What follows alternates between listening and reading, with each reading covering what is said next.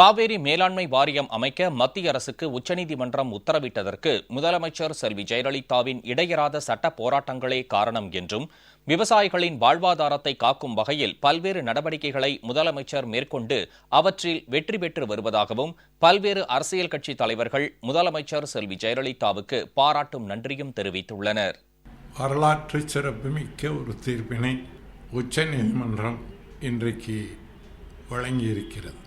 இன்றைக்கு உச்சநீதிமன்றம் காவிரி மேலாண்மை வாரியத்தை 4 வாரத்திற்குள் அமைக்க வேண்டும் என்ற ஒரு தெளிவான உறுதியான தீர்ப்பை அளித்திருக்கிறது.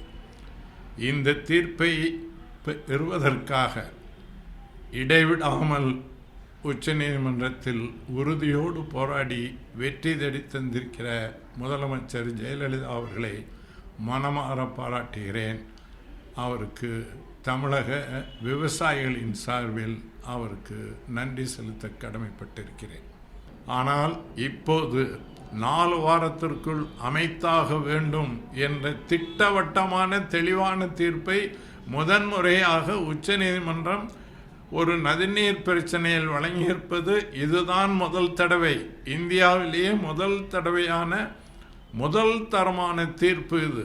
இந்த தீர்ப்பை பெற்றுக் கொடுத்தமைக்காக முதலமைச்சர் ஜெயலலிதா அவர்களுக்கு மீண்டும் நன்றியும் பாராட்டும். அனைத்திந்திய அண்ணா திராவிட முன்னேற்றக் கழகத்தின் சார்பில் அம்மையார் அதனுடைய தலைமை பொறுப்பை ஏற்ற பிறகு, அதுவும் நீதிமன்றத்தின் மூலம் எடுத்த நடவடிக்கைகளின் காரணமாகத்தான் அது அரசிதழில் பதிவாயிற்று. பாரதிய ஜனதா கட்சியோடு கூட்டணி ஆட்சியாக திராவிட முன்னேற்றக் கழகம் இருந்த போதும் இவர்களே கேபினெட் மந்திரிகளாகவும் இருந்தார்கள். எனவே அந்த நீர்வளத்துறையை பெற்றிருக்கலாம், அல்லது இதிலே தலையிட்டு இதை செய்தே ஆக வேண்டும் என்று வற்புறுத்தி இருக்கலாம். அவர்கள் காலத்தில் ஒரு அங்குலம் கூட எந்த முன்னேற்றமும் ஏற்படவில்லை. மத்தியிலும் மாநிலத்திலும் ஆட்சியிலிருந்து மாநிலத்தில் பங்கேற்ற பிறகும் அந்த கட்சியால் எந்த தீர்ப்பையும் பெற முடியவில்லை.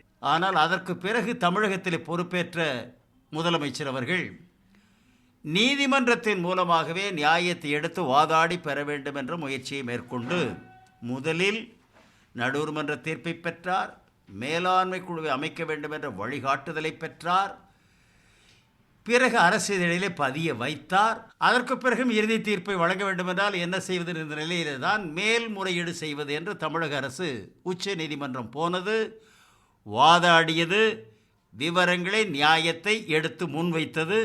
அதன் விளைவாக உச்ச நீதிமன்றம் 6000 கனஅடியாக 27ஆம் தேதி வரையில் வழங்குங்கள் என்று திருத்தியிருக்கிறார். இது தமிழகத்திற்கு ஆறுதல், மேலும் கொஞ்சம் தண்ணீர் கிடைக்க வாய்ப்பு. இதற்கு இடையில் 4 வாரங்களுக்குள் மேலாண்மை குழுவை மத்திய அரசு நியமிக்க வேண்டும் என்பது வேண்டுகோளாக அல்ல, உத்தரவாக வெளியிடப்பட்டிருக்கிறது. திராவிட முன்னேற்றக் கழகமும் சரி, காங்கிரசும் சரி, தங்கள் கைகளில் அதிகாரம் இருக்கும் பொழுது தெளிவாக மத்திய அமைச்சரவையில் பங்கெடுத்து கொண்ட போதும், ஏறக்குறைய 18 ஆண்டுகள் திராவிட முன்னேற்றக் கழகம் மத்தியில் ஆட்சியில் பங்கெடுத்து கொண்ட போதும் செய்ய முடியாத ஒன்றை தமிழக முதலமைச்சரும் தமிழக அரசும் செய்திருப்பது உண்மையிலேயே பாராட்டுக்குரியது. ஏனென்றால் தமிழகத்திற்கு கிடைக்க வேண்டிய உரிமை பல அரசியல் காரணங்களுக்காக திராவிட முன்னேற்றக் கழகமும் காங்கிரசும் அதை தடுத்து கொண்டிருந்த காலகட்டத்தில் இன்று தெளிவான ஒரு முடிவெடுத்து வழக்குகளை நடத்தி நமக்கு கிடைக்க வேண்டிய உரிமை பெற்றுத்தந்தது மட்டுமல்லாமல் காவிரி நதிநீர் ஆணையம் அமைப்பதற்கான தடையையும் இன்று சட்டத்திட்டத்திற்கு உட்பட்டு நீக்கப்பட்டிருப்பதால் நிச்சயமாக அது நமக்கு பலனை தரும். உயிர்நாடி பிரச்சனையான உச்சநீதிமன்றம் என்று வழங்கியிருக்கிற தீர்ப்பு, காவிரி மேலாண்மை வாரியம் மத்திய அரசு 4 வார காலத்திற்குள் அமைக்க வேண்டும் என்று தரப்பட்ட தீர்ப்பு தமிழகத்துக்கு கிடைத்திருக்கிற நீதியாகும். இந்த பிரச்சனையை அதிமுக அரசு கையாண்ட விதம் உச்சநீதிமன்றத்தில் உண்மையிலே பாராட்டுக்குரியது, மெச்சத்தகுந்ததாகும்.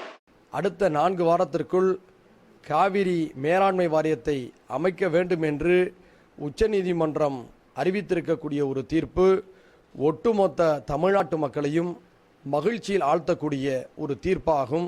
தமிழ்நாட்டுக்கு வெற்றியை தேடி தந்ததற்காக மாண்புமிகு முதலமைச்சர் அம்மா அவர்களுக்கு மனிதநேய ஜனநாயக கட்சியின் சார்பில் எங்களுடைய நெஞ்சார்ந்த நன்றிகளையும் பாராட்டுகளையும் வாழ்த்துக்களையும் தெரிவித்துக் கொள்கிறோம்.